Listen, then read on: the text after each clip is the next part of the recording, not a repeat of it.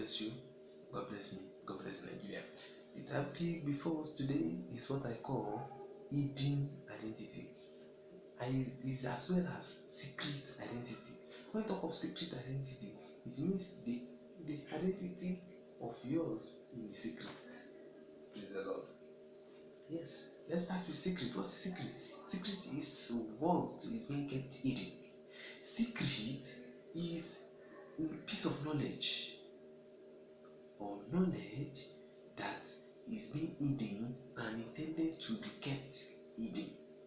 That is, this knowledge, they don't want anybody to know about it. That is why it's called secret. Amen.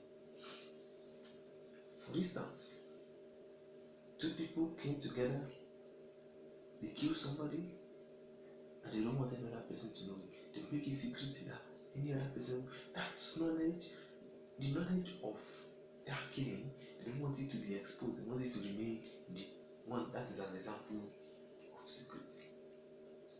Another example is maybe you went and gave somebody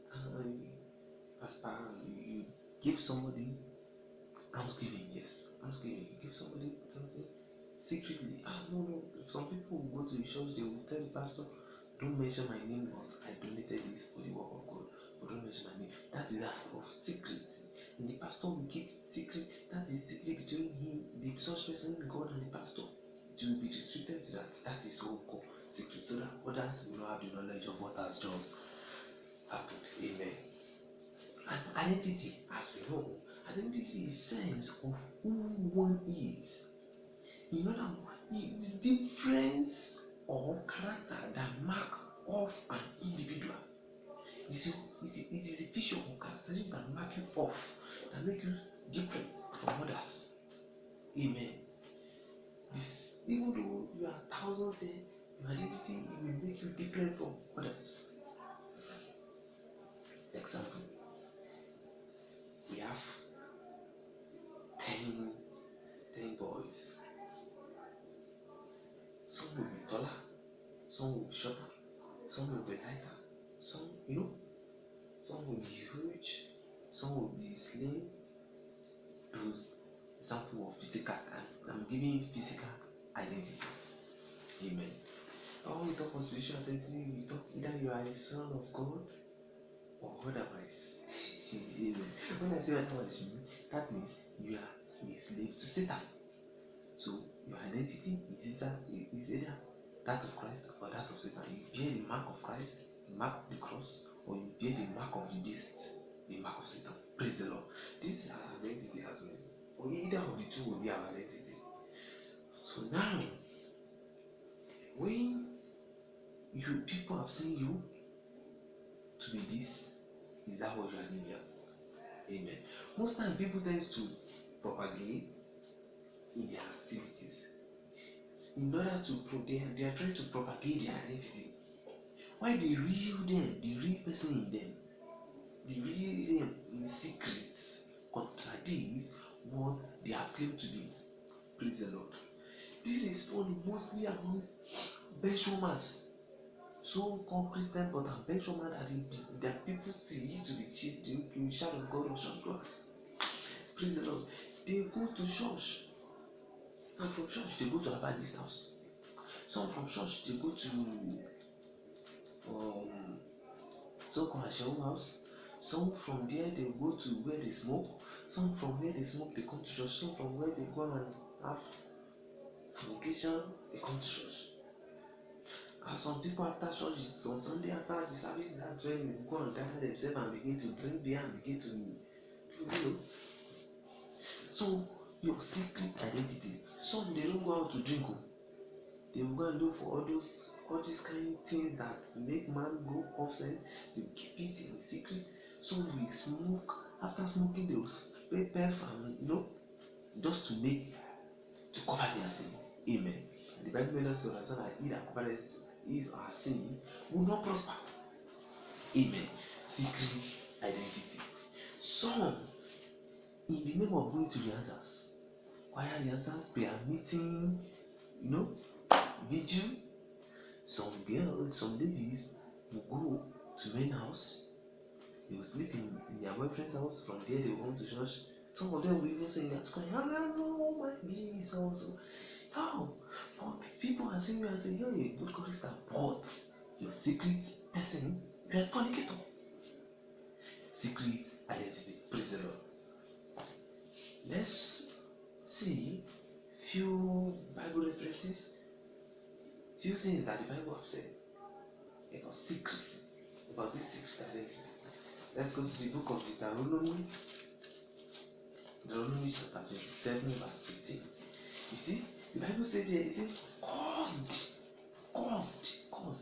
be the man that maketh any graven or molten image an abomination unto the Lord, the work of hand of craftsman, and putteth it in a secret place, and all the people shall answer and say, Amen. Praise the Lord. That is, anybody, what the Bible is telling us is that some people, they will keep the idol in secret to worship the idol, but in the open, nobody knows. What the Bible is saying now, caused be to the person. And the same Deuteronomy chapter 27, verse 24 says, Caused be he that smiteth his neighbor secretly. Some people, example of gain, he killed away secretly. Nobody sees, only God. In your secret place, God sees you. Amen. Because of that, let's go to confess Samuel chapter 23, verse 9. He said, And David knew that Saul secretly practiced mischief against him. Praise the Lord. And he said to Abijah the priest, Bring in there the heifer. Amen. See, he knows that Saul practiced mischief secretly. Amen. There is no secret in the presence of God. Everything you do in the secret is open. And the book of Psalms chapter Psalm 10, like 8, it says, He is seated in the lurking places of the villages, in the secret places, doeth he murder the innocent. His eyes is privily set against the bow. What are we talking about? We are talking about the wicked one. Amen. The wicked one stay in secret to do evil. Psalm 11 also says, He has fitted his arrow in the moon, in the daytime, in order to shoot at the righteous in the dark time. Praise the Lord. Now, the evil hide in secret. They hid themselves. See, Psalm 64, verse 4 says, they may shoot in secret at the perfect. Amen. Suddenly, they shoot at him and fear not. Amen. The Bible is making you to understand that as a child of God, you don't need to fear their secret arrow, because the Lord is with you. Amen. Psalm 90, verse 8 says, Thou hast set in the light of thy countenance. Amen. Proverbs chapter 9, verse 17 says something very, very important. He said, Stolen water are sweet, and bread eaten in secret is pleasant, but he knoweth not the dead are there. Amen.